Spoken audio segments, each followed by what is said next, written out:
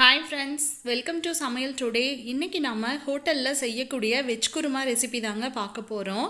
ஹோட்டலில் செய்யும்போது ஒரு சில பொருட்களை சேர்த்து செய்வாங்க, அதனால தான் அவ்வளோ டேஸ்ட்டாக இருக்குது. அந்த மாதிரி நாமளும் ஒரு சில டிப்ஸை ஃபாலோ பண்ணோம்னா நமக்கும் சூப்பராக ஹோட்டலில் கிடைக்கக்கூடிய வெஜ் குருமா மாதிரியே நம்ம வீட்லேயே செய்யலாங்க. வாங்க அதை எப்படி செய்கிறதுன்னு பார்க்கலாம். ஃபஸ்ட்டு ஒரு கடாய் எடுத்துக்கோங்க. அதில் ஒரு 3 ஸ்பூன் அளவுக்கு எண்ணெய் சேர்த்துக்கோங்க.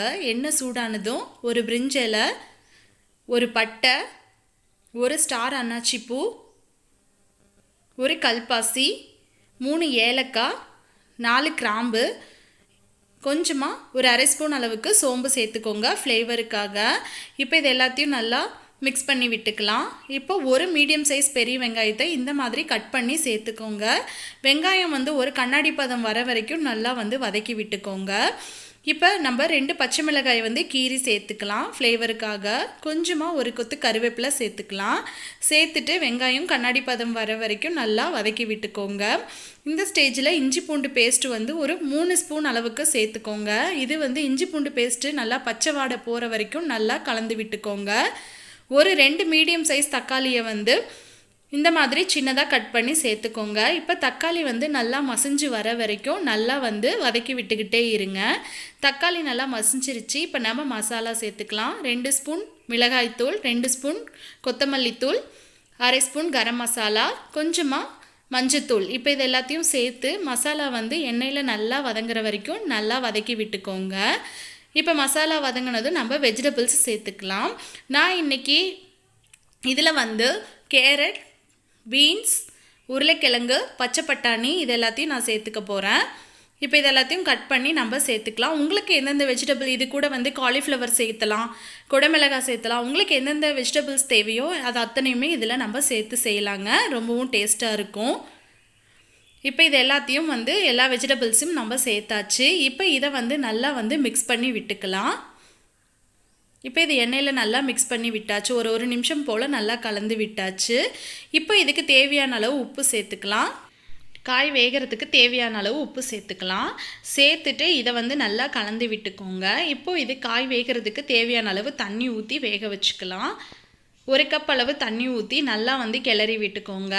இப்போ இதை மூடி போட்டு மூடி வச்சிடலாம். ஒரு 5 நிமிஷத்துக்கு அப்படியே விட்டுறலாம். இப்போ நம்ம தேங்காய் பேஸ்ட் ரெடி பண்ண போகிறோம். அதுக்கு நான் மிக்ஸி ஜாரில் அரை மூடி அளவு தேங்காய் எடுத்திருக்கேன். கூடவே 4 முந்திரி பருப்பும் சோம்பும் கசகசாவும் 1 ஸ்பூன் அளவுக்கு சேர்த்துருக்கேன். இதை அரைச்சி எடுத்துகிட்டு வந்துடலாம். இப்போ 5 நிமிஷம் ஆயிடுச்சு. காய்கறி எல்லாம் பாருங்கள் 3/4 பதத்துக்கு நல்லா வெந்துருச்சு. நம்ம ஊற்றின தண்ணியெல்லாம் நல்லா வற்றி நல்லா வெந்திருக்கு. இப்போ நம்ம அரைச்சி வச்ச தேங்காய் பேஸ்ட்டை இதில் சேர்த்திடலாம். சேர்த்திட்டு கொஞ்சம் கலந்து விட்டுக்கோங்க. இது நல்லா கலந்து விட்டதுக்கப்புறம் நம்ம இதுக்கு தேவையான அளவு தண்ணி சேர்த்துக்கலாம். நான் மிக்ஸி ஜார் கழுவி 1 கப் அளவு தண்ணி சேர்த்துக்கிட்டேன். கூடவே இன்னொரு கப் அளவும் தண்ணி சேர்த்துக்கிட்டேன். எனக்கு கிரேவி செமி கிரேவியாக இருந்தால் தான் பிடிக்கும். ரொம்பவும் திக்காக இருந்தாலும் நல்லா இருக்காது. அதனால நான் 2 கப் அளவு தண்ணி சேர்த்துக்கிட்டேன். இப்போ இதுக்கு தேவையான அளவு உப்பு சேர்த்து நம்ம நல்லா கலந்து விட்டுறலாம்.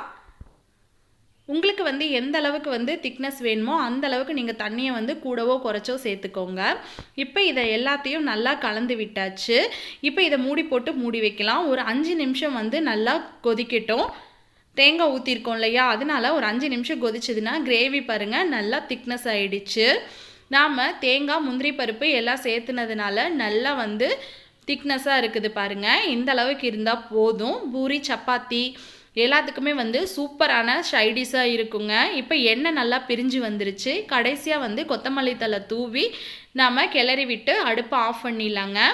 அவ்வளோதாங்க, நம்மளோட ஹோட்டல் ஸ்டைல் வெஜ் குருமா சூப்பராக ரெடி ஆகிடுச்சுங்க. நான் சொன்ன மெத்தட் படி எல்லா இன்க்ரீடியன்ஸையும் தவறாமல் நீங்கள் சேர்த்து செஞ்சிங்கன்னா ஹோட்டல்களில் கிடைக்கக்கூடிய அதே சுவையில் நமக்கு வெஜ் குருமா ரெடி ஆகிடும். அவ்வளோதான் ஃப்ரெண்ட்ஸ். இந்த வீடியோ உங்களுக்கு பிடிச்சிருந்ததுன்னா உங்களோட ஃபீட்பேக்ஸை கீழே எனக்கு கமெண்ட் பண்ணுங்கள், லைக் பண்ணுங்கள், ஷேர் பண்ணுங்கள். மறக்காமல் சமையல் டுடே சேனலை சப்ஸ்கிரைப் பண்ணிக்கோங்க. என்னுடைய இந்த பதிவை பார்த்ததுக்கு நன்றி.